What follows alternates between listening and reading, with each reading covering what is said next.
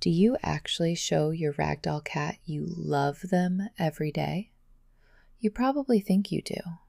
You buy the best food, you give them endless soft beds, and you pet their incredibly fluffy coat. But here's what nobody tells you. Most of the ways we show love to our ragdolls mean absolutely nothing to them.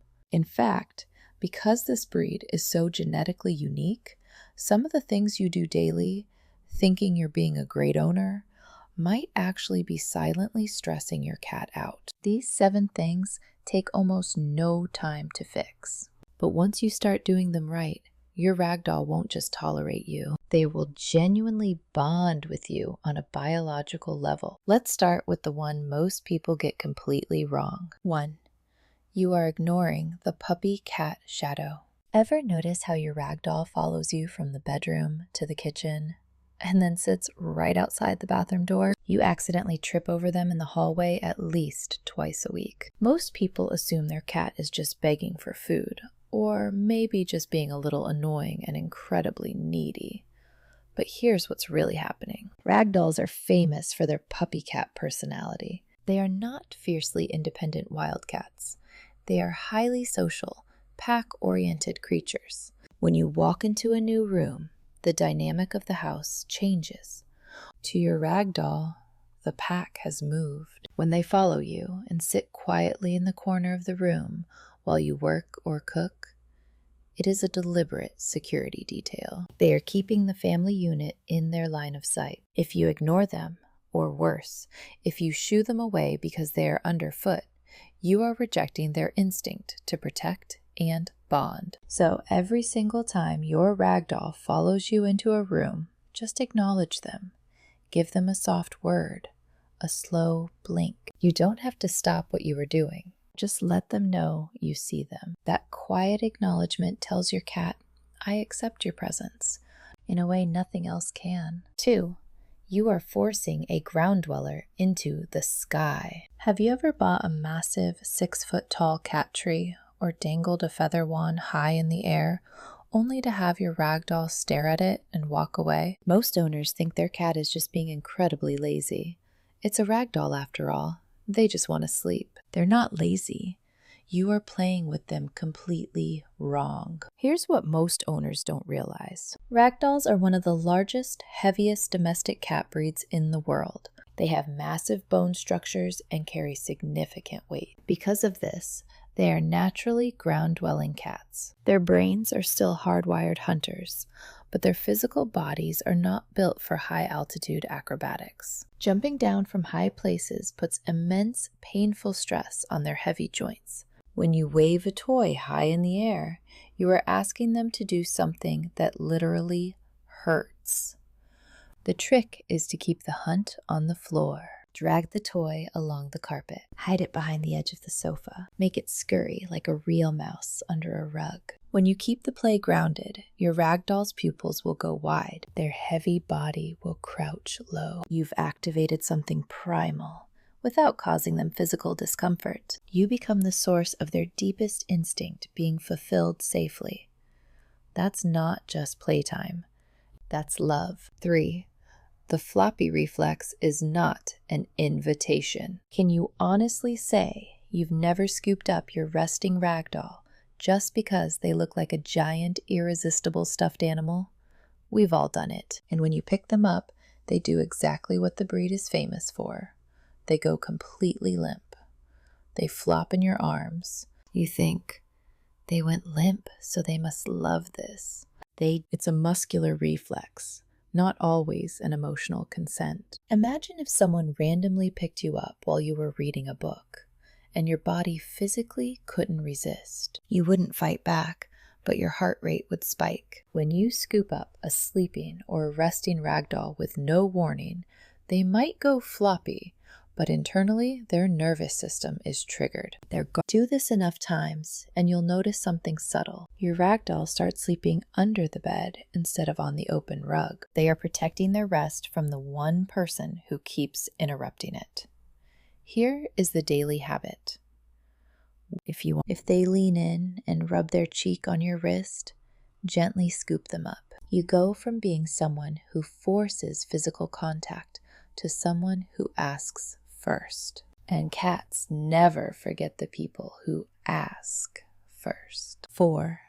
The 8-hour solitary confinement. What if the most damaging thing you do to your ragdoll happens when you aren't even in the room? Most owners think because ragdolls are so docile and quiet, they are perfectly fine being left alone while you go to work for 8 or 10 hours. You figure they just sleep on the couch until you get back. But something huge and devastating is happening in that empty house. Your cat is grieving. Because of their extreme hyperattachment to their humans, ragdolls suffer from separation anxiety far more intensely than average cats. When left in total isolation for long periods, their cortisol levels, the stress hormone, begin to steadily rise. They don't just feel bored, they feel abandoned. They might pace the hallways. They might vocalize loudly to an empty room. They might even develop displacement behaviors, like over-grooming their own fur until it falls out. If you work long hours, you cannot just leave a ragdoll in a silent box. Leave a radio playing softly. Leave the blinds open so they can watch the birds. Hide small treats around the house to engage their brain. Or better yet, get them a feline companion. A ragdoll's brain requires social interaction to feel safe. Give them a world that feels alive, even when you aren't in it. 5. You are mistaking their silence for calm. How does your ragdoll react when you turn on the vacuum cleaner, drop a heavy pan in the kitchen, or when the house gets loud with guests? Be honest, they probably just sit there looking like a fluffy statue. Because they don't hiss, run away, or hide under the furniture like a normal cat, you assume they are completely bomb-proof. You think the noise doesn't bother them, but here's the unsettling truth. A ragdoll's calm exterior is often a mask hiding a racing heart. Cats hear frequencies up to 64,000 hertz. Humans tap out around 20,000. That means a loud TV or a shouting match isn't just annoying to them. It is physically painful to their highly sensitive eardrums. Because ragdolls are bred to be extremely passive, their fight or flight response is deeply muted. When they are terrified, they don't flee, they freeze. They internalize the panic. So the next time the house gets chaotic, look closely at your cat. Are their pupils heavily dilated? Are their ears pinned slightly back? Is the tip of their tail twitching? That is silent terror. The most loving thing you can do is gently pick them up, after asking, of course, and move them to a quiet, dark bedroom until the chaos is over. Protect their peace, because they don't know how to protect it themselves. 6. You are grooming them completely wrong. Have you ever bought an expensive, heavy-duty de-shedding brush for your ragdoll, expecting to pull out massive clumps of fur? You drag it across their back and they immediately squirm and try to walk away. You think they are just being difficult. You think grooming is a chore they just have to endure. It shouldn't be. You are actually hurting them. Here's what most people miss about ragdoll genetics. Unlike Persians or Maine Coons, ragdolls have a semi-long, silky coat, but they completely lack a dense, woolly undercoat. When you use harsh undercoat rakes or wire slicker brushes, there is no thick layer of fur to protect them. You are scraping cold, sharp metal directly against their highly sensitive, delicate skin. Throw the harsh brushes away.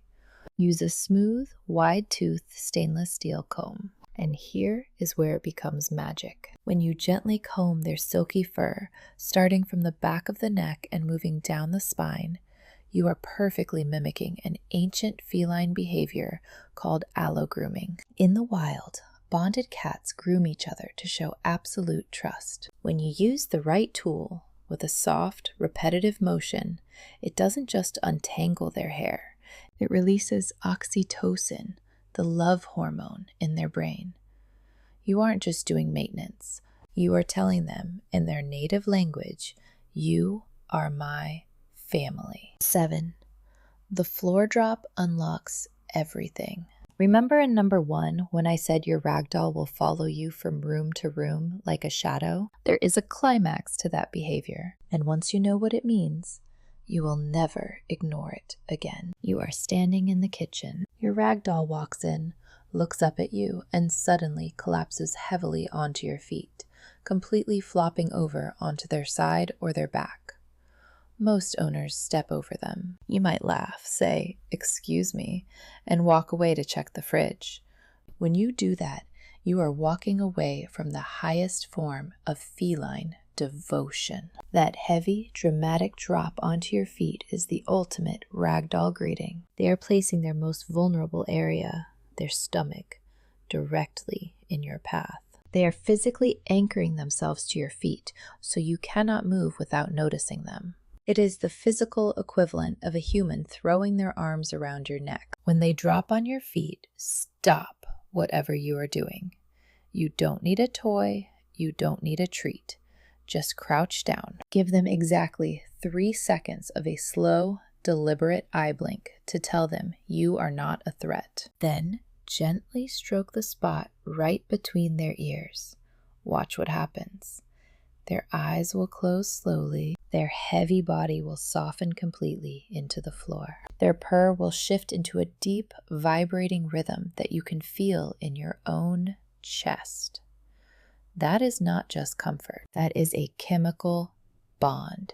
That is your ragdoll saying, "I belong to you." And in the world of cats, being chosen like that is the highest form of love there is.